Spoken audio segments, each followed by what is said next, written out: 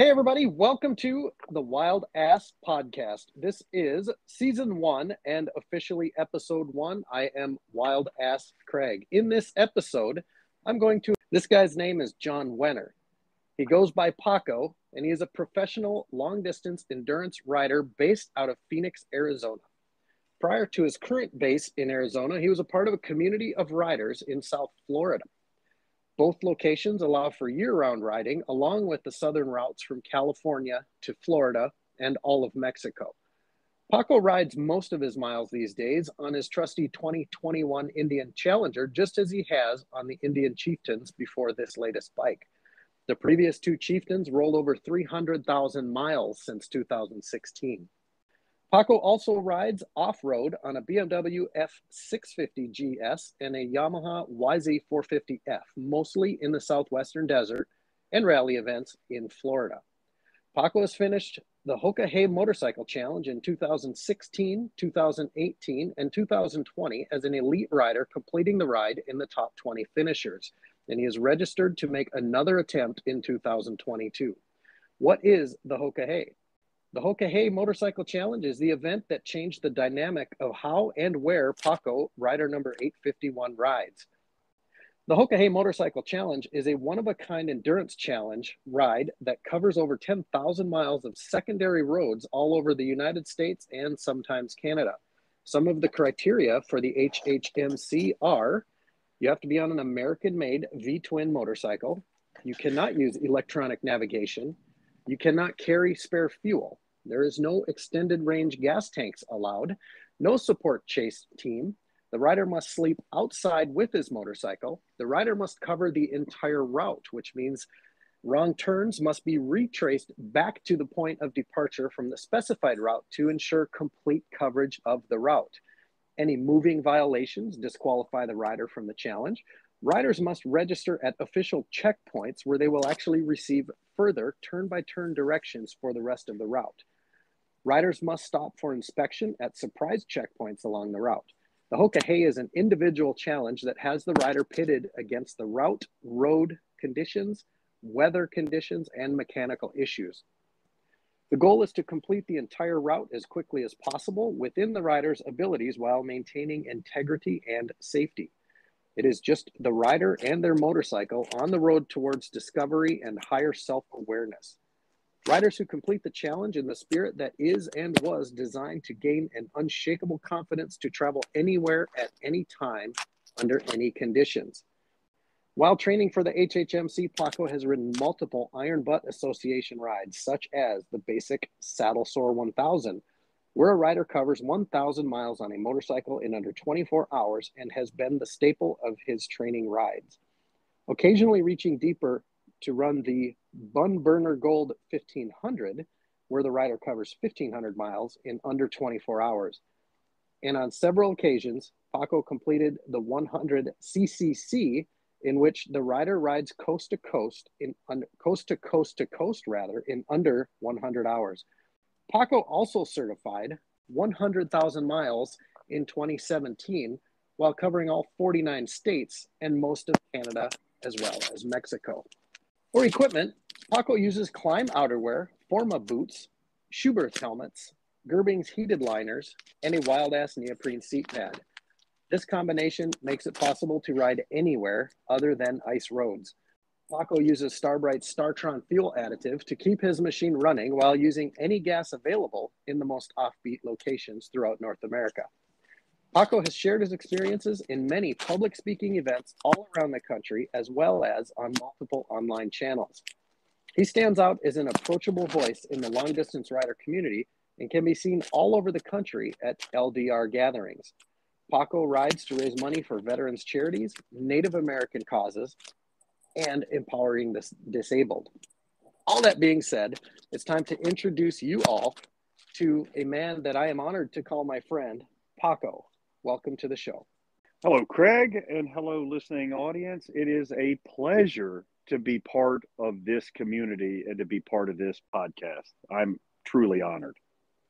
Yeah, I'm very excited for this, Paco. You are number one. You're the victim of all things that could fail that we don't even know about yet. That's awesome. And, that is exactly the way that this started for us. It was just a perchance happening, meeting that I ran across you selling your seat pads at a point in time that I needed a replacement for one that had failed. And that's what led us to the conversation that led us to exactly the spot that we're in right here today. It is. And I have to correct, in episode 0, I actually said that we met in 2018. And as I said it, I'm like, wait a minute. I think it was before that, because we actually met in 2016, correct? That is correct. We met at the Sturgis Rally in 2016. You were at the Black Hills Harley Davidson dealership set up there. I think you were selling through, was it J&P or was it someone else? I think we actually met, and I do remember this, and I'm hoping you're going to share your side of this story. We met, it was actually on the lot at J&P Cycles in Sturgis. That's exactly correct. That's what I thought it was. And, it started off as oh, look, I'm at a motorcycle rally. They're selling stuff that I need. And I walked up to you. I saw the seat cushion. I took it out of the cover so I could really get a good look at it, and noticed immediately that it did stuff that the current one that I was riding on did not do. Yours channels air much slower, gives you a sense of stability, and then the materials seem to be much more durable. Obviously, I wouldn't know how durable they were until I put it to the real test. But as we had the conversation, I introduced myself, told you what a big deal I was, and said that, hey, you should give me one of these and I will put it to the test, because this coming year, I'm going to ride 100,000 miles. And that's a pretty good test of your equipment and a testimony to how durable you say it is. And your answer to me was quick and succinct, saying, we're a new business. We don't have a lot of ability to do that. But if you want to buy one and then share your story with us, that would be great. Here's how you buy one. And that's exactly the way we started. So I'll be honest with you, I'm used to people tossing me stuff for free to test, because it's very difficult for motorcycle equipment manufacturers to find people who will really wrench this stuff out and put some miles on it. And I'm used to people talking, here, go burn up some miles on this. And you're in a very different position. And you know what? Our relationship started exactly that way. I'm a customer. It did. I like your product, and let's see what we can do with this thing. And it's funny. I know I've told you the story, from my side of the perspective. I came from another side of the industry where everybody thought they should get sponsored, right? So I was very used to this. And I'm like, no, we're not going to do it. And it was good, because you ended up buying it. And then you got mad at me because you had to buy your girlfriend at the time one as well. That's correct. That's correct. And then every friend that I know who saw me successfully use it had the same issues. They say, where can I get it? Who can I talk to? And I handed out your contact information like it was, daisies in the wind. Everybody got one. And now I can honestly say that virtually every long distance rider I know sits on one when they ride, That's and awesome. regrets it when they don't. On the business side of things, of course, I thank you eternally. You know that this podcast is not going to be all wild ass stuff, because I am more interested in sharing your story than I am my own, because your story to me is really cool. When we first met and you shared with me that you're a big deal, and I thought, yeah, I can ride. No, it's not a big deal. I can do a lot of miles. It's no big deal.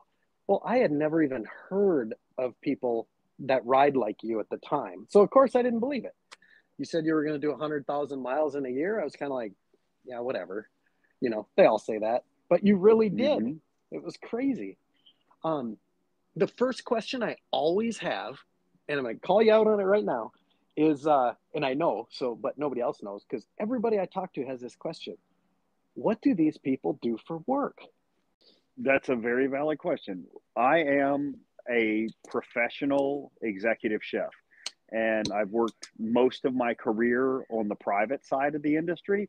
And the name of my business is actually Slave to the Rich and Famous. What I do is I provide right now catering for private jet aircraft. So if you're rich and you're traveling and you're hungry, I'm the guy you want to talk to. Which is hilarious because this whole friendship started back in 2016, and I was telling Renee this just before I came out to record. We talk at least every other month. You and I do. Yes. And Yes, we do. have for a long time. And it's Yep. funny because now our conversation is, hey, what are you doing? I'm just feeding the rich and famous. Yeah, and I'd like to think of it. It's almost like feeding the poor and the hungry. It's the same exercise. It's just that these people have a lot more money to pay for their their stuff. And I like to think that I keep them from starving at 51,000 feet. It's a job that somebody has to do. There's a lot of those jobs out there that I was completely unaware were jobs until you come across somebody who does them. And this is exactly mine. And, before the private aircraft catering, it was chefing aboard a private yacht, very much like that show Below Decks, but without all the drama. Can you share a little history, some of the big names people would know that you have cooked for and served, or have you been on their payroll? Sure. I'm not bound to secrecy anymore. My non-disclosures are all expired now. But I have done work for Denzel Washington. I've done work for Celine Dion. I've done work for half a dozen, nameless billionaires whose name you wouldn't know, but the company that they created, you would absolutely know.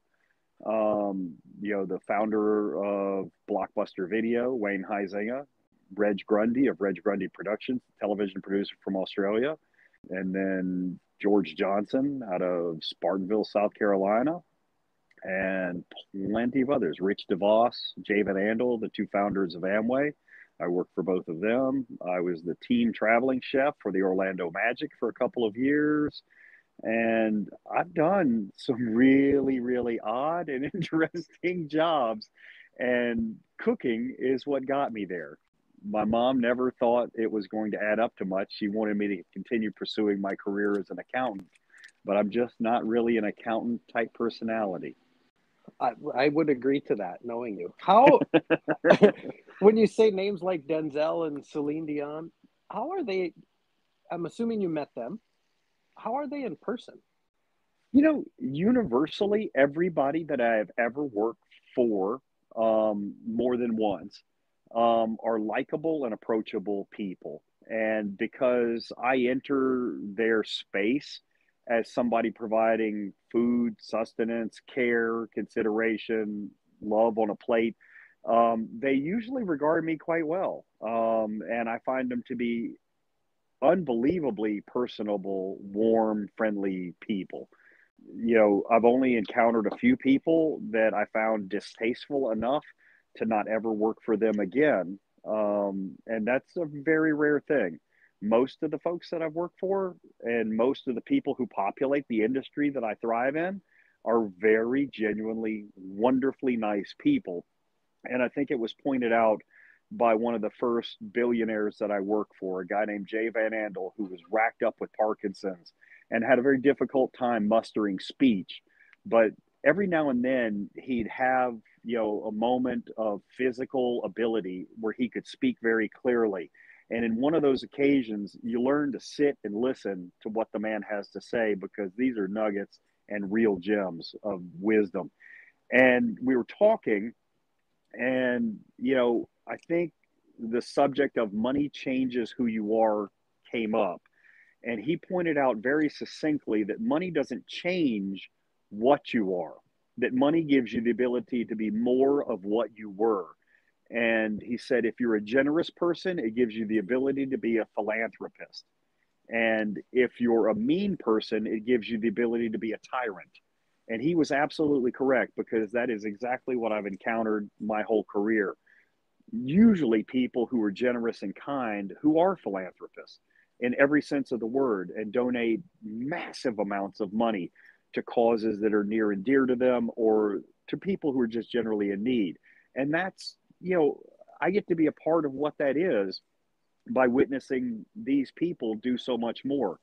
And the general contempt that some people exercise for the rich, I cannot share in, because I can honestly tell you, that every single one of the people that I've worked for supports hundreds of people underneath them that it takes to continue building and doing what they do.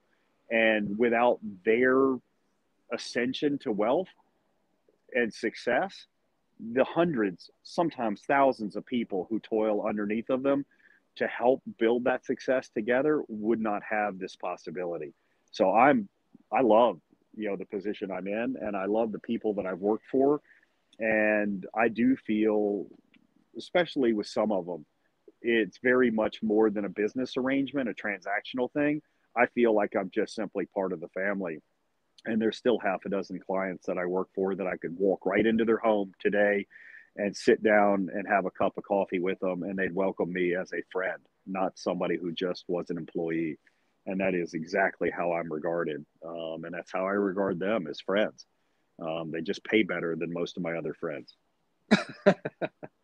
That's actually really cool, and I've heard that a number of different times. And a lot of times people will see these celebrities and think they're stuck up or they're snobs or whatever, but I don't think they really know that they're doing a job, and they have to stay focused sometimes, whether it's in racing or athletes or whatever.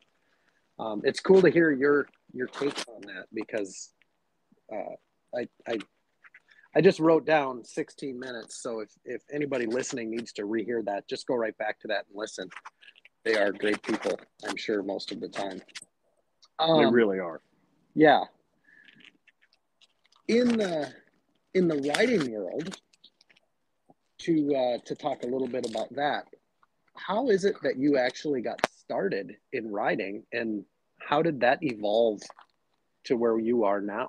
Not like the whole story, but where did you start, and how did you start riding long distance? I started off riding much like every kid I ever knew. A buddy of mine had a dirt bike. He let me give it a try. I wrecked it a few times, eventually figured out how to do it, and got successful riding my buddy's dirt bike. And then when I could finally, hide one from my mom, I got one myself, kept it hidden for about a year, until eventually I had enough of a wreck that, it was hard to explain all the missing skin, and, had to come clean. And she said, never again, get rid of it. And I did for a little while, but then as soon as I gained my own wings and got out of the house, the very first thing I did was buy a motorcycle. And that was my primary source of transportation through the later years in high school and all the way through college. And I've had a motorcycle by me my entire life now.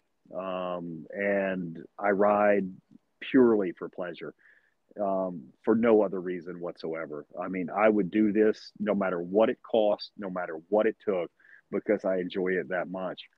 And, I transitioned just like everyone does, off-road bikes to eventually a sport bike, and then a high performance sport bike. And then once you get racked up with that a little bit, then you eventually morph into other areas. And then at some point later, when I got older, fatter, and wiser, I got settled onto a cruiser and decided this was really cool. And then more and more comfortable, more and more capable cruisers, more and more durable ones when I finally found Indian. And then that just propelled me even further. So that's the nutshell of it all. But I didn't really get into the serious long distance stuff until an unfortunate accident. I got crushed in an accident, on a bike, probably about 9 years ago, 8, 9 years ago. And it was a devastating accident, 45-mile-an-hour T-bone, and just ruined me. Broken shoulder, broken knee, punctured abdomen, punctured foot, 450 stitches, skull fractures, facial fractures, you name it. If it was there, I broke it. And it took me a full year and a half to fully recover as much as I could from it. And people looking at me today would never figure it ever happened, because it all came together very nicely. But it was the perspective that I got after that moment that led me to pursue every dream I ever had that was unfulfilled. It was shortly right after that I left my employment and went into an early retirement. Um, Moved to an island in the Caribbean, bought a beautiful house, met a beautiful girl, had a tremendously successful life, and then started riding that bike everywhere.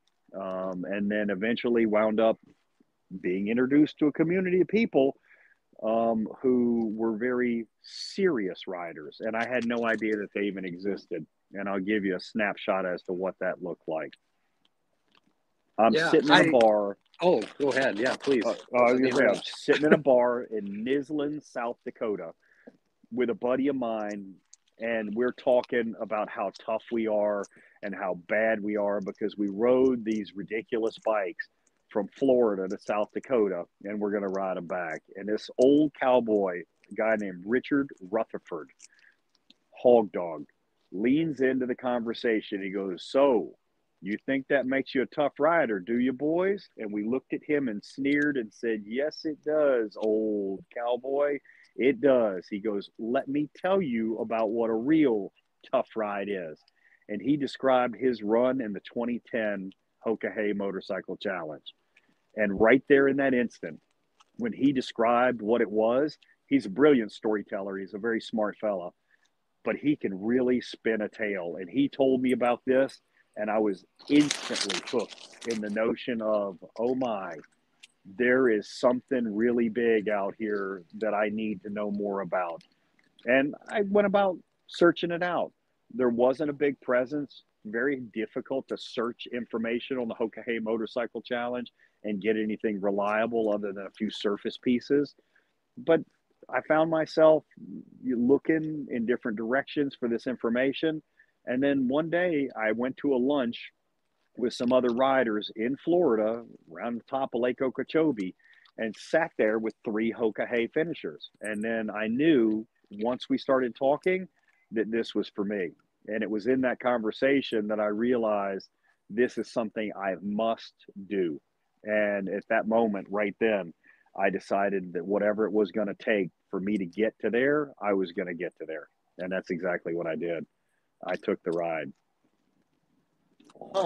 That I have nowhere in my notes of your crash. That seems so backwards to normal people thinking, right? I think maybe a non-biker thinking or not a serious rider, but you crash, you get destroyed, and you decide, I'm going to ride motorcycle. How did that happen? And I'll tell you exactly what it is. Think about it from the perspective of somebody who works their entire career in a job that they may or may not love, but something that they have to endeavor very hard for, and they struggle and they persist. And at the end of it, they wind up finally being able to be free of work, and that the financial gain has been significant enough that they have enough money to carry them for the rest of their life. And now they go into retirement. And that moment of retirement is such a relief. But for most people, it is so short-lived because they have simply spent all of their physical energy getting to that point. And I recognized in that moment of recovering from the crash that my best years were the right now. And I wasn't going to wait until retirement age to do it. So at 42, I stepped away from work, what I thought was going to be permanently, and decided I was going to live the biggest, best life I possibly could, because you just don't know how much time you've got left. That is the perfect way to look at it. And I always say, if I could do it again, I would have sold everything, younger, lived a 10-year retirement, and gone back to work. And that's exactly where I sit today. Yep. And that's exactly where I sit today. I went back to cooking because I had a unique opportunity through a mutual friend that I used to work with to do this aircraft catering thing. And I came back because it was a unique opportunity that I felt was a challenge that I was up for. I certainly don't work for the money. I work because I have a passion to grow, build, and develop and add to other people. And that's exactly what I do in this job. I am their flexible resource, as they call me. And I travel all over the country and train new chefs for the company and general managers how to perform this action in supply jet aircraft with catering. Very, very cool story. Questions about your bio. So to kind of get back to the motorcycle thing, in the bio, I talked about your two chieftains, 300,000 miles. That was between the two, correct?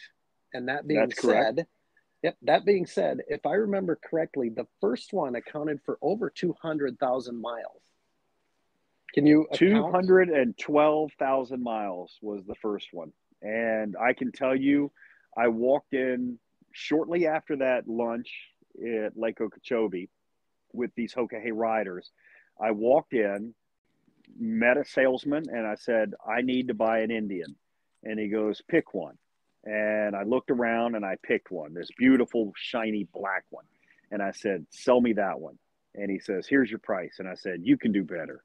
And he goes, not on that one. He says, we're having a hard time keeping them in stock. That one's the price of what it is. But if you want a better price, look over here, young man. There's a 2015. All these are brand new 2016s. There's a 2015 sitting by itself in a corner that everybody overlooked because it was an ugly color, maroon and black, and nobody wanted it. And he says, I'll make you a deal on that one. And I said, what kind of deal are you going to do? He goes, it'll be $1,000 less. I said, okay, I'm listening.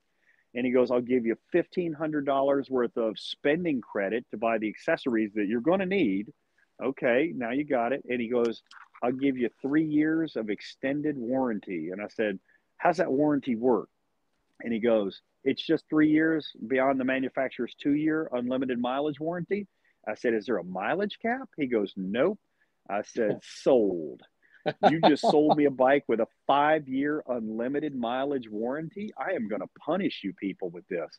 This is going to be epic. You are going to eat so much cost on this thing. You're going to make me want to sell this thing back to you. And sure enough, I did. I punished it. In just about 3 years, I put 212,000 miles on that bike.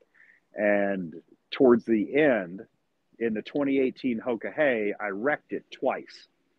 Hit a deer once in Illinois, and then went off-road in a windstorm, big gust, at an overpass in Iowa at 75 miles an hour. Everything on that bike was scraped, battered, broken, or dented. It was held together with Gorilla Tape. I mean, it was barely working, but it ran, and it still kept running for another 20,000 miles after those wrecks. And it sits right now on the showroom floor at Elkhart, Indiana, where they proudly display it. That bike is, would I say that's a stories, that thing's like a legend, the stories of that bike that you hear with the group you're running around with, how you came into the finish line with bungee tape or bungee cords and Gorilla Tape holding everything together. It really was the most durable machine, bar none, that I have ever owned. At 212,000 miles, it still had its original clutch. Never had a bolt or a case bolt taken out of the engine case. No adjustments to the engine, no failures, no mechanical, no nothing. It was purely flawless. Simply the best bike I ever owned. And the only reason I got rid of it was because replacing all of the fairing, gas tank, saddlebags, and tour pack that were destroyed in the accidents would have cost more than the bike buying a new one. So I went out and bought a new one. Well, that explains why the new Challenger. I was going to ask why you had another Chieftain, but did the Challenger come out after you bought the second Chieftain? Is that the deal? That is exactly correct. If the Challenger had been available when I was shopping for the bike, there is no doubt that that's what I would have gotten. However, it wasn't available, and the Chieftain that I wanted, the Dark Horse Roadmaster, was not available because they didn't build it in 2019. So I simply built one myself. Yep. and was very satisfied with it. Put every performance modification you can do to it. Put a 116 engine kit on there, stage 4 performance modifications. And, everything about it felt great. But what I did was overbuilt it and it became non-durable. So because of the heat that I ride in consistently, the Oh, rear sure. cylinder exhaust port just burned up on it twice. Once at 30,000 miles and again at 60,000 miles. And that soured me on that bike. And I just needed a solution. So I reached out to my dealer in Elkhart and they were wonderful. And they said, we got a bike for you. You need to be on an Indian Challenger. It's liquid cooled. It'll survive the desert. It's already got every bit of performance that you ever want. All you have to do is just sit on it, twist the throttle, and go. And sure enough, they are absolutely correct. I'm just back from a month's worth of riding where I covered almost 9,000 miles in the month. And I can tell you, this is the best motorcycle I have ever piloted. That is great. How many miles are on it now? 11,600. I just got back from lunch in Mexico. So it's new. Brand new. Brand new. Still shiny in some parts. I'm not much on washing a bike. Everybody who knows me knows that very well, that it's just like a hammer or any other tool. I don't clean it, but I do keep it maintained very nicely. I keep the business ends of it running hard. I just got new tires. I am happy with what it is. Yeah, and it's a great looking bike. So to give a little bit of a story to the people listening, we are recording these. So what are we, mid-December? This thing should come out on the 3rd of January. Just not this past week and a half ago, we saw you down in Panama City Beach. And one of the stories that you were sharing, you had mentioned doing the CCC. And so I have to apologize. I was not a long distance rider before. I still don't claim to be. Okay. But I don't know all these terms. So I'm going to have you help explain them to the listeners. But one thing you said it and I think I went, wait a minute. I've heard that term before. What does it mean? So talk about the CCC and your first run at that, all the way, like your very first start. Yep. The terms that we use, these, abbreviations, they're generally in the realm of the IBA, the Iron Butt Association, which is the creation of a gentleman, I believe it was his sole creation. I could be wrong about that. A fellow named Mike Kneebone. And I have a huge amount of respect for Michael Kneebone in the fact that we have, done some stuff together. And, he is an amazing fella and he's done some really great things for the rider community. He's been very, very, very nice with me and very supportive of the endeavor that I do.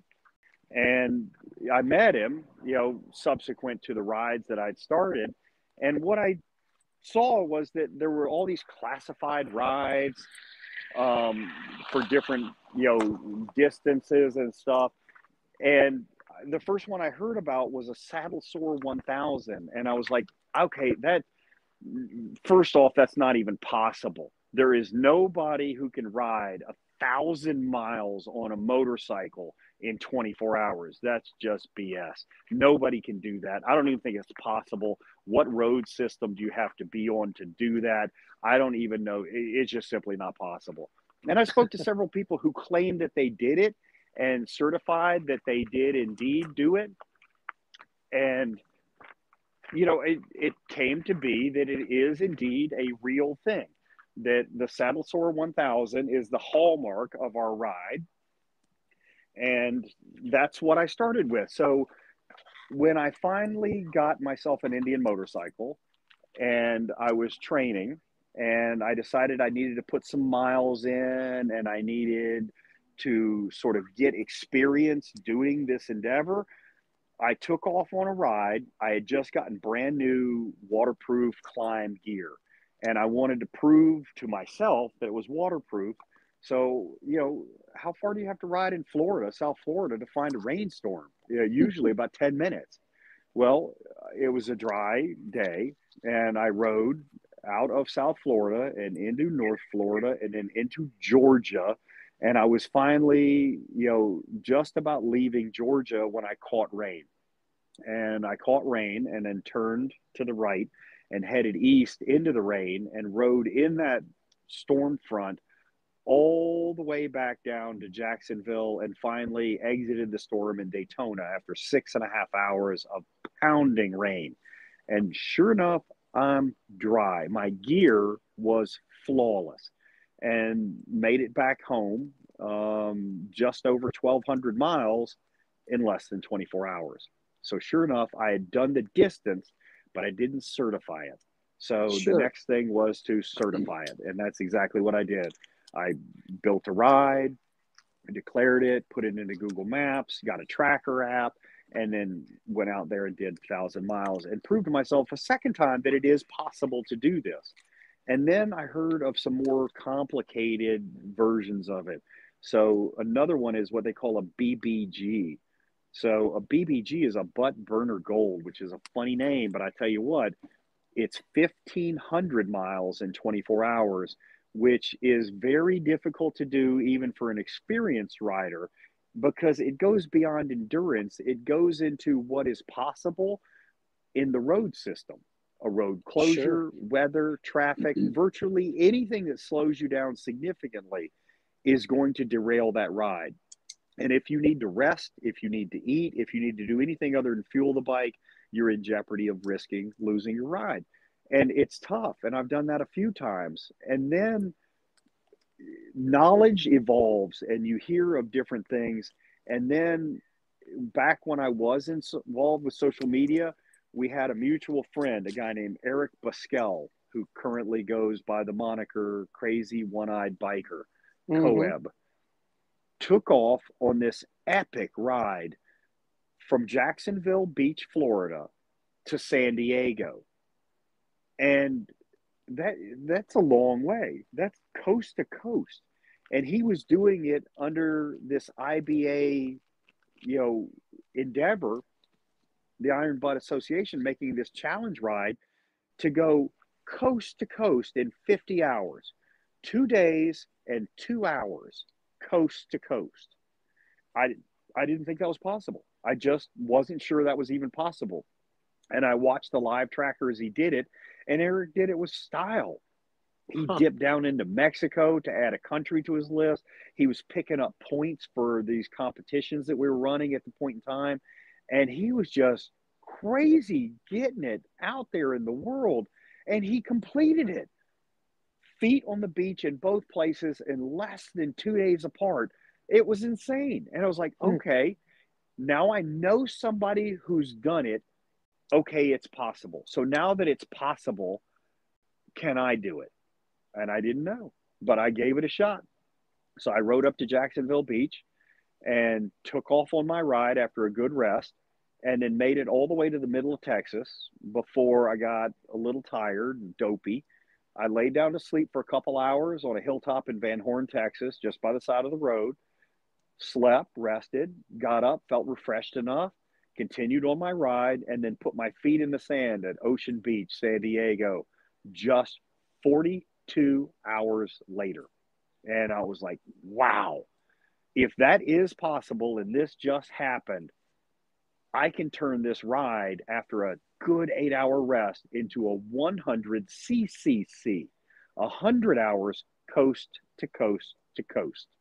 Huh. Each segment has to be completed in under 50 hours, and you have to complete them both cumulatively in no more than 100 hours.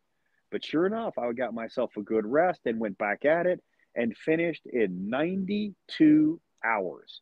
Wound up back in Jacksonville Beach. And it was amazing. And with that opened up to me now, what now is possible? And Right. that's when I decided I'd take the ultimate challenge for me, which was riding from Dania Beach to Ventura Beach. So Dania Beach, Florida, which is all the way down in South Florida, all the way up to mid-California, Ventura Beach, right near Ojai, Okay. over 3,000 miles one way. And I was able to do it in less than 42 hours, 46 hours. And that's an epic time made possible by the incredible speed limits in West Texas. And completed it, took a quick rest, rode all the way back, another short rest in Texas, and then finished up in Dania Beach with 2.5 hours to spare after completing 4 1,500-mile segments in less than 4 days. And that was, to this date, that is the longest distance in the shortest amount of time that I have ever covered. And I have done some epic riding, but that still to this day stands out as something I will probably never, ever be able to achieve again. That's impressive. I don't think you told me about the long one. What do they call that then? If the CCC is straight across the south. Still the 100 CCC, so it's 100 hours coast to coast to coast, but you string the extra miles into it by adding into the ride 4 consecutive bun burner goals. So it's the same 100cc, but inside the ride, 4 BBGs. And it's the only time I've ever heard of anybody doing it. And I did it really, really, really well. Like I said, I don't know that I could do it again. I've had other long rides. I mean, I took off out of home in South Florida and just went for a wander and wound up back home 60 days later after 30,000 miles, hitting all 49 states and most of the provinces in Canada and some of northern Mexico, just out riding around, seeing what's out there. Unreal, which always, like I said, that's why when we hear these stories, I can't be the only person that thinks, what the hell do you do for work? We know now. In your bio, you mentioned talking at some speaking events. What type of events were these? And are these the stories you were sharing, or what were you talking about? The first speaking event that somebody formally invited me to around the motorcycle. I've done speaking engagements for my work as a chef, and I've done public demonstrations, and I've done some public access TV, and I did a cooking show for a little bit. But the first time somebody ever approached me to speak regarding the motorcycle world were the folks in Elkhart, Indiana. It was their PR director, Sarah Pahalik, who reached out and said, "Hey, Facebook dude, would it be possible for you to talk to our Indian motorcycle rider group here in Elkhart, Indiana?" And I wrote back to her and I said, "Sure, sounds interesting. When are you thinking about doing it?" And we kicked around the idea a little bit, and it made sense that as soon as I was done with the Moonshine Lunch Run, which was in Central Illinois in, I think it's the second weekend of April. It's now defunct. It doesn't happen anymore. But I would ride further on to Elkhart and speak to their group. And they said, "No worries, we can fly you out and we'll put you up in a hotel and we'll do all this stuff." And I said, "No need." I said, "I ride a motorcycle. I can get there." And I said, "I'll sleep wherever it is I sleep and we will work it that way." And I said, "I'd be honored to speak to your people." And that's what I did. So I had my speaking engagement with the Indian Motorcycle Rider Group out of Elkhart, Indiana. And I met 2 of the most wonderfully supportive motorcycle enthusiast people you ever want to meet, Chris and Ann Shell, who own the dealership. And they are just remarkable. And what they do for the rider group is astounding and unheard of. You know, I'd done Indian Motorcycle Rider Group stuff before, but never felt like I was part of a community the way that they associated out. And I had just the best time and committed to them that I would come back. And now I'm usually back there once, sometimes twice a year, ever since then, speaking on different subjects to different groups, but still the same general theme of let's go ride a motorcycle somewhere epic. When you do that, do you feel a little bit like a celebrity? Not really, because, you know, in my head, in my skin, I'm still just me. And, you know, I know people who are celebrities on a motorcycle. I'm aware that they exist. You know, was it Frankie Garcia, who is, you know, a world road racing champion and won that, you know, King of the Baggers challenge and propelled Indian's Challenger motorcycle to this epic status that it is. These are celebrities. You know, people who race are celebrities. the flat track racing team, the wrecking crew for Indian. Those are celebrities. That's not me. I'm just a guy who had a unique opportunity and has a colorful story to tell, and I am happy to share it. But for some people who are not involved with the long distance motorcycle riding world, it sounds a little fairy tale-ish. And I'll admit that when I heard about it at first, it sounded completely made up, that this was not going to be possible. Not my experience on a motorcycle. Nothing like this was possible. I remember riding from DC to New York in my teens and thinking that was an epic ride. And now that's something I do just on my way to lunch.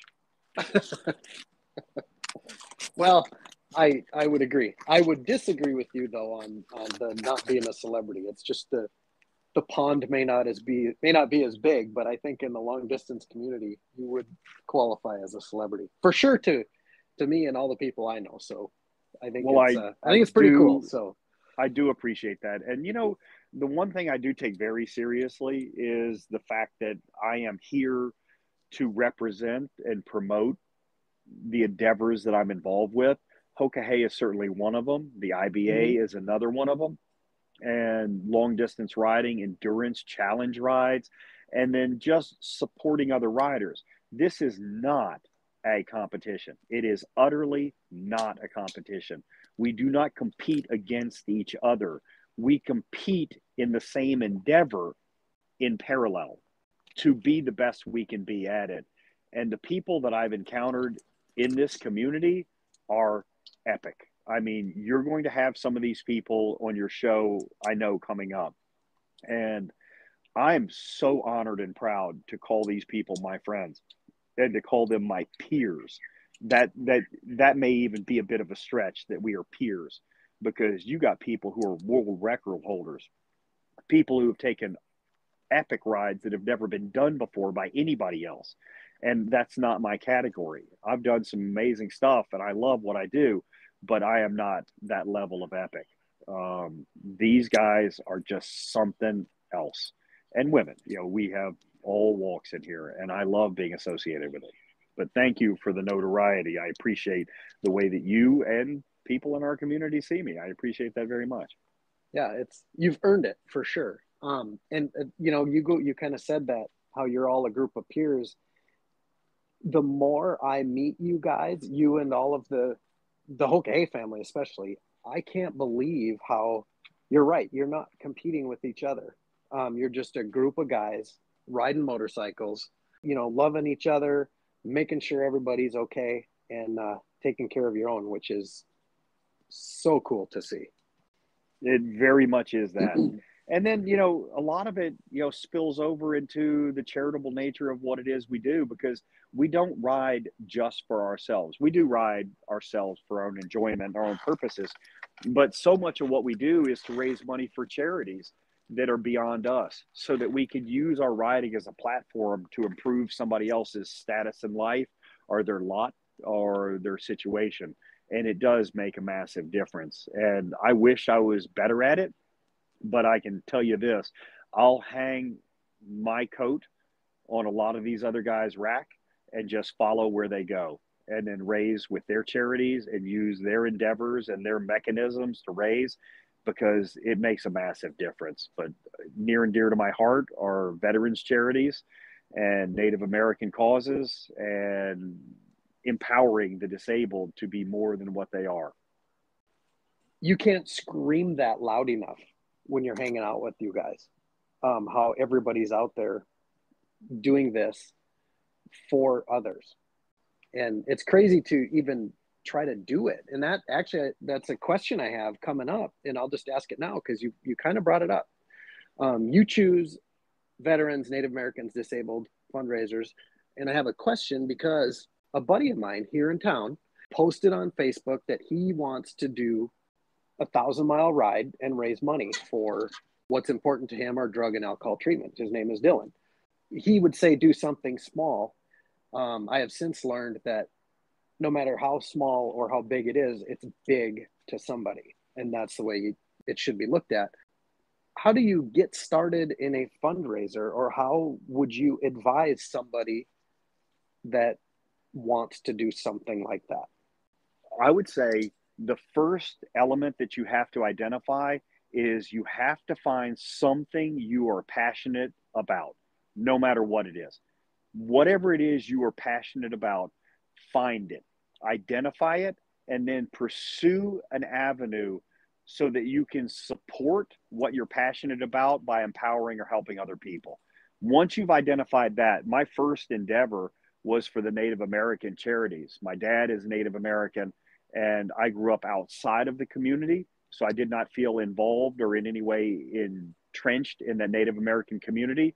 But when I got a glimpse of how some tribes exist in very, very isolated reservations, I realized that that's not the promise of this proud people, and that this is not who they should be, and that economic opportunity wasn't available for them, and that perhaps I could do something about it. And I endeavored to raise money for a Native American charity that I knew could benefit greatly from any money raised. And my first endeavor, I only managed to raise $5,000. Now, that's not a lot of money in the fundraising world that we exist in, especially now. But back then, before social media platforms and influencers, and before PayPal and all these other donating apps, GoFundMe's and stuff, it was a pretty good shot at what it was. Now, with what's out there in terms of the technology to collect the money and hold people accountable for their commitments, it's a different world out there today. And I just watched a buddy of mine that we all know very, very well. I won't throw the spoiler out there, but in less than 100 days, raised more than $100,000 doing epic stuff, just epic stuff, for a very worthy cause. And it may not be a cause that is near and dear to everybody's heart who donated, but his endeavor was. They were passionate about following and what he was passionate about following and supporting, and therefore the charity benefits in the end. But the way that it happens, there are better people qualified to categorize how that happened. But I can tell you, for me, it started with Native American charities. And then the more I became involved with the long distance riding, the more I came up against veterans who were challenged by certain things, and their endeavors and what they support were disabled veterans charities. And I decided that's an endeavor that I wanted to support. So I went to the CVMA 32 in Sierra Vista, Arizona, and raised money on their behalf, because they're a pass-through organization. So every dollar they collect, they pass through 100% of the money directly to a vetted cause that helps an individual achieve something great. You know, either a disabled veteran or a disadvantaged veteran or somebody who's struggling to find homes or whatever it is. They do an incredible job. So I didn't have to do the dirty legwork of it. They do it. I just funneled through money through what I do. And then eventually wound up with disabled persons through another organization called Live Boundless, and raised a small amount of money for them, but it was a genuine effort. And a greatly appreciated one on your side too. Yeah, I do get great satisfaction. Something I've done has made a difference in someone else's life. That giving to humanity is something that is important to me. So today, like I said, we're pre-recording these, so when we have technical difficulties, we can fix them if we need to. But today happens to be a Tuesday. We're talking later in the day because you had let me know that you had to take a ride this morning. So a guy that rides long distance and does the kind of riding you do, what does a ride this morning, quote, ride this morning, what is that for a guy like you? This is just, I had a day off. I only have one day off this week because of the busy schedule. So I decided I was going to take this opportunity and ride to Mexico and get my teeth cleaned. So I rode to Algodones, Baja California, crossed the border, went to my dentist, visited a bunch of friends that I have down there, got my teeth cleaned, had some tacos because it is Taco Tuesday, and then rode back. So 450 miles round trip to go get my teeth cleaned. To most people, that's a full day a really hard day of riding. That's why I had to ask, because I knew it would be something very funny. Yeah, and that was just what covered breakfast to lunch, and still have dinner in front of me. You said had lunch with some friends. In the past, in our conversations, you've talked about your circle. If you want to go meet up with somebody, you have a circle or a couple circles, if I'm not mistaken. There was Can you 3 explain circles. those? Yeah, Yep. that's what it was. I found an app. It was when I was involved with social media. And I found an app that traced from where your location was these circles, and you could set them in any distance you want. So the first circle I set out there, and this was when I was living in South Florida. So you're quite a long ways from anywhere. You're in the corner of the country. Sure.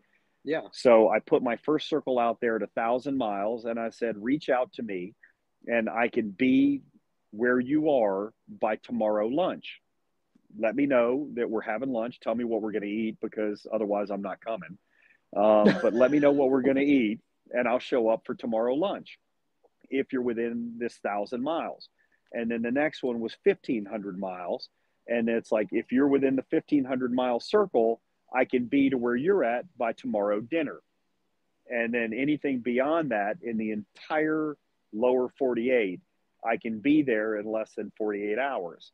So pick your poison. Tell me what you want. Tell me what we're eating, and I'll ride out to join you. And that just tumbled into an epic ride for food endeavor over the next 3 months, where I was heading out at least twice a week on a multi-1,000-mile ride, going to eat something cool somewhere with a friend who reached out, or sometimes even strangers. That's the beauty of social media. Strangers reached out and said, hey, I'm cooking. And then they would tell me what it was. And if it sounded interesting enough, I laced up, signed up, put my boots on, and went to go eat. What could sound good enough to a professional chef? I'm envisioning you being a food snob just a little bit. No. Well, you have certainly eaten with me on enough occasions to know that I am omnivorous. I will eat absolutely anything. And I'm not fussy about what I eat, but I am particular about the things that I really enjoy. So I've got a buddy up in Michigan who was putting a brisket on to smoke. And he said he was going to leave it on the smoker until I got there. And indeed he did. I rode out there, and it was Texas epic in Michigan. A beef brisket that was just melt in your mouth and smoky delicious and perfectly seasoned. Amazing. And I rode into Iowa for what they call hot dish. I didn't even know what it was, but somebody had to explain it to me, that it's something that you make with tater tots. And you shape it to whatever degree you want, whether it's Mexican hot dish or Irish hot dish or whatever. But this one was a particular porn hot dish.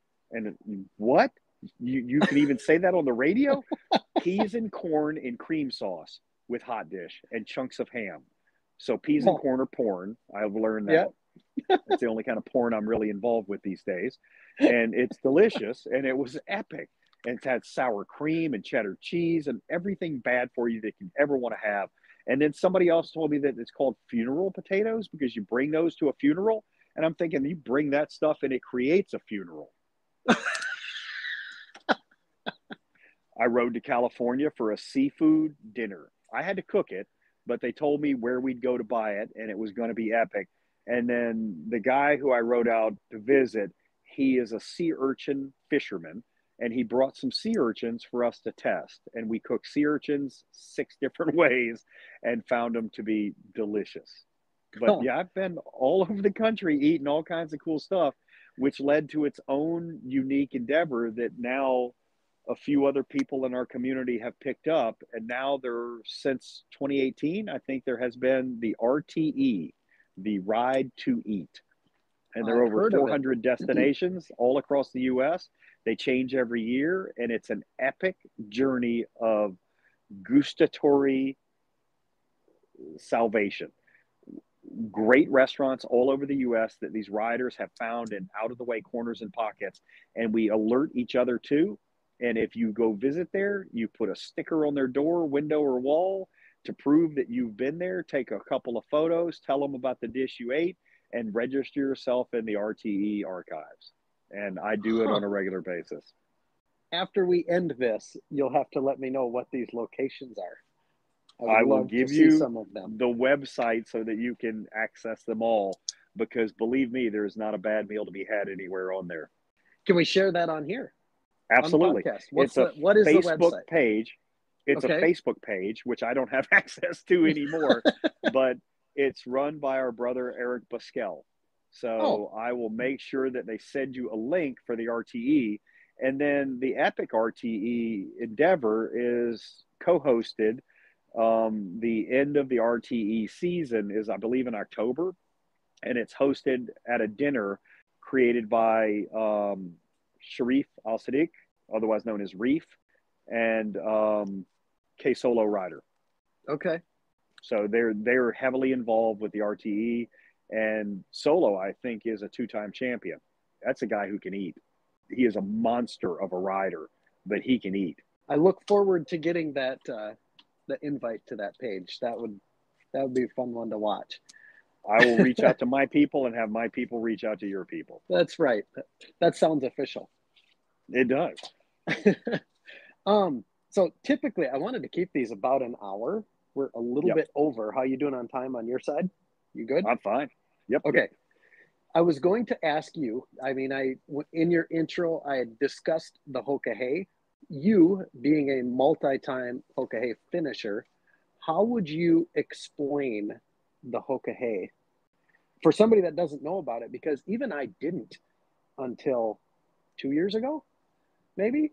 And I'm like, what is this? And you still can't find a whole lot of information on it. They have a website, but it's kind of primitive. So how would you explain that event? As someone who has finished it multiple times, I can tell you this. What you know going into it has to ignite a position of passion in you somewhere. Without that position of passion, you cannot succeed at this endeavor. You cannot do it. It is way too difficult. It is too challenging. It is too hard. There are too many obstacles. There is everything inside your body that screams, quit. Don't do this. Stop. Turn around. Go home. Go seek safety. Sleep somewhere warm. But that's what you know going into it has to be the passionate endeavor to finish this thing. And with that passionate endeavor to finish it, what you will find on the road, and you will find it nowhere else but the road, that self-reliance, tenacity, the highest level of integrity and passion and grit and pure sinew tough is what comes out of you when you're doing something so much bigger than yourself in the service of others. You rack up a charity that you believe in and you want to help passionately. You raise money for them. You enroll yourself in this Hoka Hey. You get accepted after they've vetted you as a rider. And then you take this on. And people tell you the same thing every single time a new person asks. They say, what can you tell me that's going to make a difference in my ride? And everybody universally says the exact same quote: ride your ride. And I can tell you right now, that means nothing to the new rider. Nothing. The new rider hears that ride your ride and it just floats right by them, means nothing. But after they finish, it means everything. Everything. Ride your ride is the embodiment of what we all do. I ride my ride, you ride your ride, they ride their ride. We all do it. If I feel like laying down and taking a nap because I've had enough, I don't have to be tough and tough it out with you and ride your ride. I lay down and I nap. I want to stop for fuel here because I'm not sure where the next gas station is, but maybe we can make it, maybe we don't. I stop for gas. That's my ride. I want to stop and eat something. I stop and eat. I want to keep going and eat while I'm on the bike. I go. I want to sleep here, there, anywhere. That's what I do. That's ride your ride. And you don't feel it until you've done it. And then when you've done it, there is nothing else in your life like it. Nothing. It is a singular endeavor that changes the who you are forever. And that is exactly the way it came to me. In 2016, I prepared, I trained, I rode, I bought the best gear, I had the best bike, I was on it, and stuff happens. I wound up with a tire that needed to be replaced, wound up in a Harley Davidson dealership that can't replace an Indian tire effectively. They screwed it up. I had to go find another shop on the road, lay down on the ground, borrow some tools, and fix what they over tightened, and then get through my endeavor. And then in 2018, I did the exact same thing. I wrecked by hitting a deer, picked myself up, dusted myself off, and kept going. Then went off the road at 75 miles an hour on an overpass, tumbling and rolling and tumbling and rolling, and broke everything on my bike except for its will to continue. Took my injured body, stood it up, got back on that bike, and kept riding, because that's what I'm built for. I am built for the endeavor to complete this thing and do it in style. My first year at it in 2016, my only wish was that I have the tenacity and fortitude to finish it. And then in 2016, unfortunate events fell over several people who were riding in front of me. And I had the strange good luck and fortune to meet with another rider who had befallen an accident. He was blinded in one eye, George Jackman, by a bee sting. And we agreed to ride together so that I would navigate and he would follow, because he could finish that way as long as he didn't have to look down at his directions. And sure, two people riding together, not as fast as one, that is for sure. But we still managed to cross the finish line tied for third. And that was what just woke me up to the idea of how much would be possible here.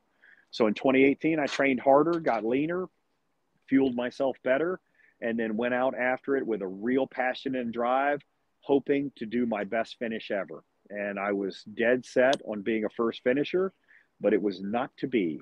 I had a battery failure that cost me 8 hours in the middle of Texas, a flat tire that cost me a couple hours after that, a wreck with a deer, a wreck off the road, and a windstorm, and it all pushed me back enough that opened up that opportunity that a real champion rider who was just unbeatable, a guy named Billy Fultz, finished first, and he was unquestionably the best rider of the day, hands down, by far. And even if I hadn't have had the setbacks I had, I don't think he would have been catchable. He was that good that year. And he's an amazing individual. Huge respect for him. But I did wind up riding a lot of miles with my brothers, Eric Basquel and Federico Arbolé. Federico Arbolé was the first finisher in 2016. And together, Federico and I crossed the finish line second in 2018. And then that led me on to 2020. What new endeavor can you do in 2020? Can you try harder and be the first finisher here? That wasn't my lot. I had someone I was dating, and she wanted to be part of it. So she agreed to ride 2 up for 10,000 arduous miles of real raw riding, something she had never done before. And she completed it in style right behind me. And we wound up finishing 14th. And that was good enough to win a belt buckle as an elite rider. And I am very proud of those accomplishments, but even more so proud of what we've done in the world as a result of riding it. The people who have been helped, the Hoka Hey used to be a prize giveaway. It was a $500,000 prize that they gave to the winner. But just since the riding that I've done, they've raised over $500,000 and donated it to charities. And I can tell you, winning a $500,000 prize wouldn't have mattered to me nearly as much as getting a $500,000 into the hands of people who really need it. Sure. I got what I need. I'm going to make sure that people who need something get it. And if I'm capable of giving it to them or facilitating it, you betcha that's exactly what I'm going to do without fail. Very, very cool. Do you have any advice for those of us that may or may not want to get into long distance riding? For people listening that, you know, they're, like I say, their long day is 200, 300, 400 miles, and that's about it. But if they want to start riding more, if they want to do some of these, 1K in a day, do you have any advice for people that want to get into it? Absolutely. I'll start with the basic advice of how I've lived my life and managed my career and run my motorcycling. Start where you're comfortable and then immediately go somewhere uncomfortable. Stretch outside of your comfort zone, go to a place you've never been before, on a road you've never been, in a direction that you're not sure of, with no destination in mind, and just keep going until you're tired. And then when you're tired, grab whatever sleeping arrangement you have brought with you out of whatever pack you brought, throw it on the ground, and sleep soundly knowing that you're doing something epic. Whether that is 100 miles or 300 miles or 500 miles or 1,000 miles, do it. And do it day after day after day until you feel comfortable with it, and then go find new stuff to be uncomfortable with. Get out there and go further, go faster, go different, go technical roads, ride with people who are better than you every opportunity you can. Go to places you've never heard of any chance you hear about it. That's how you do it. Live outside your comfort zone, because that's where life really begins. And that's what this whole epic motorcycling is about. It's getting to a place that is uncomfortable and unknown, and that once it becomes known, it becomes part of who you are and makes you a bigger person. That's how it gets done. Say, it sounds like you're giving general life advice, because that applies to so many things. And it does. It absolutely, it doesn't matter whether you're doing it in a Jeep or you're doing it in a Toyota or you're doing it on a bicycle or a motorcycle. It really all adds up to the same thing. If you're uncomfortable or challenged by it, it forces you to either pull back or grow forward. I opt to grow forward. Specifically, if a guy wants to try the Hoka Hey, what would your advice be? Consult with other riders who have successfully completed it. It's not going to help you much to talk to people who have attempted it yet fell short. Talk to people who've completed it. Once you get their perspective on it, then decide whether or not your ride is suitable to make it, whether it's durable enough. Then figure out what you need for sleeping gear, because that's your critical time. You don't sleep much, but you have to sleep well. Get good gear to sleep in.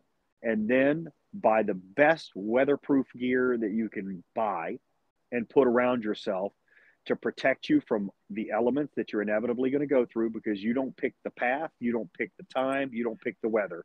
It happens where it happens, and you don't know it's coming. Unless you can look up at the sky and see the weather, you have no idea, because you don't know where your next turn is. You don't know when your next turn is. It's very vague. So that's the best you can hope for, is to protect yourself from everything.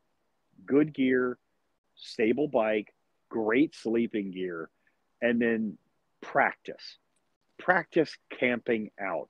And even if all you do is ride 20 miles from home and go sleep in a field somewhere, or sleep in a rest area, or sleep in a church, or sleep at a post office, wherever it is you find to lay yourself down, make your night of it there and get comfortable living outside. That's where it really gets good. And then once you're comfortable living outside, there are no boundaries that hold you in anymore. You can go anywhere and do anything, because you don't need a hotel, you don't need accommodations, you don't need money. All you need is fuel in the bike and the will to go on, and you are rolling. That is a great piece of advice, and especially like you threw it in there, advising long distance riders too, to try to get started. I think that's really cool. So I found that there's like these 1, 2, 3, 4, 5 questions that I want to ask everybody that comes on the show. Here they are. First, okay? I'm going to do one at a time. You answer them, right? But I have not shared these with you, where every listener from now on has an advantage. Okay. Ask away. So, what is something you believe that other people think is insane?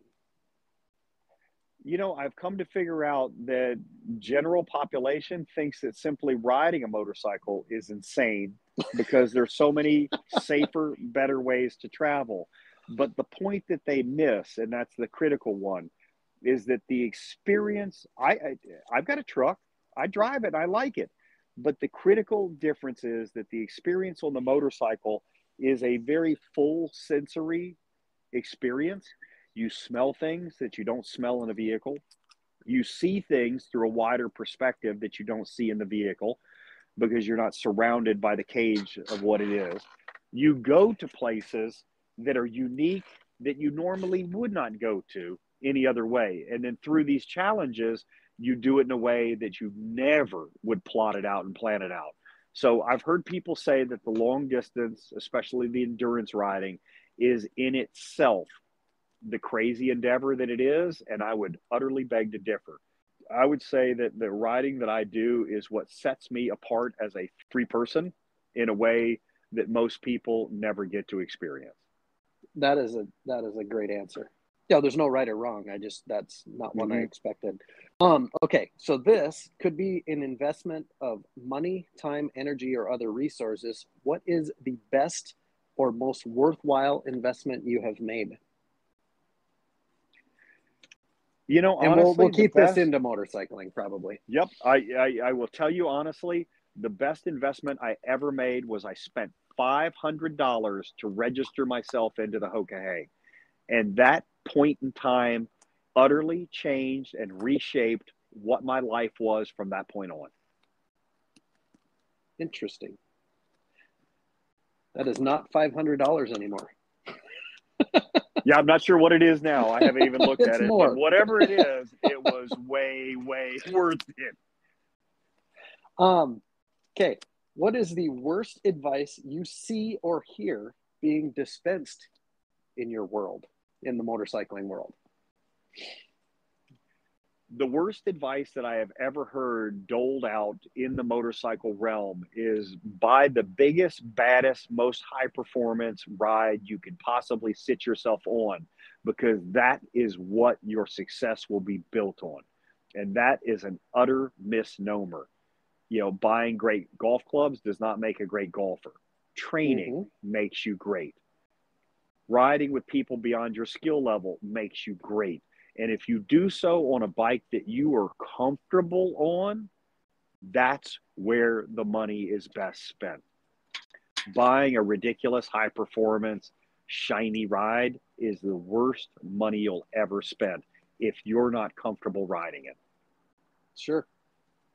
Any ask or request that you would have from me or my audience? I would ask of the audience to please engage with your local favorite long distance rider to support the endeavor by donating to the charities that they're passionate about, because it is through that we all grow bigger as a community and do more good in this world. And right now, more than ever, in a country divided by politics and opinions and feelings and genders and everything else that we face in terms of challenges, this would be that one moment that I wish we could all come together and support a universal endeavor to better the place around us. I love it.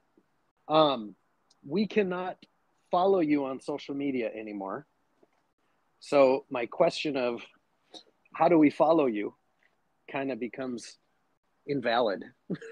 Okay. Well, no, I can give you better advice. Social media, I have withdrawn from because I found it too divisive, and the benefit for the cost was not there for me. So I pulled myself out of all social media. I can't be reached through any venue whatsoever. But I can tell you this, and I'm more than happy to share it with anybody. If you wish to contact me directly, please do. I will take the time and answer anybody's question and respond to any request. And it is just simply one word, rideforfood@gmail.com. That's RIDE, the number 4, FOOD@gmail.com. And I will answer any question you have. And I am more than happy to engage with anybody who wants to know anything about this sport, endeavor, passion, charity, whatever. And then the other option is you can actually physically follow me live via my tracker information. I will be happy to give that out. I just got a new one in the mail, a new subscription, and will come with a new tracker ID. But I will make sure that you have that information so you can post my tracker ID so you can actually follow me live. And I've had people say, why do you give out this information widely? Because then people can come and find you at your home. And I was like, what could possibly be better? Somebody shows up with a barbecue sandwich and a bottle of bourbon. I'm happy to have you as company. Show up. If you get me that information, I will post it in the show notes underneath, where you click to listen to this, and I'll get that in there. So we got a little bit of time yet for you to get me that information. So great. I'll get that to you. I'll have it this week. Yeah. So like I said, we went a little longer than I wanted to. I am beyond honored to have you as my first guest. I wouldn't have it any other way because you are actually the guy. We blame you. It's your fault that we kind of got mixed in with that Hoka crowd, and we absolutely love it. We love it. If I am guilty of anything in my life, let that be the one that hangs me best. Right? I love that. The fact that you are now entrenched in the Hoka and the Hoka is richer for having you there. And without your product, all of us would be incredibly butthurt. Literally. Literally butthurt. Awesome. Well, Paco, I appreciate you coming on the show. Like I say, I can't thank you enough for braving the elements with me on this first episode. So thank you for that. To everybody that's listening, this is a brand new endeavor, so bear with me for the I'm sure we'll have sound issues, we'll have all kinds of issues, but you know what, if I waited until I had it right, I'd never get started. So well, thank you for having me. It was indeed an honor, and I could not be happier with my association with the entire Wild Ass family. You, Renee, your brother, Callie, and everybody I've ever met. As a result of having taken the Wild Ass Challenge, I love it. It has shaped who I am, being a part of a community that is so rich in integrity and good intention. And that's exactly what you guys are. You are simply the very best at what you do. Thank you. So guys, you can reach out to me, follow me on Instagram. I am at Wild Ass Craig. I can get you in touch with Paco if that's the way we need to go. Otherwise, if you want to come on the show, share your stories, or you have people that you simply want me to talk to, or questions you want me to ask, I'm happy to try to get that done. So thank you very much, Paco. You have a good evening. And to all the listeners, thank you guys all very much. Thank you all very much. I really appreciate the opportunity. It really was an honor.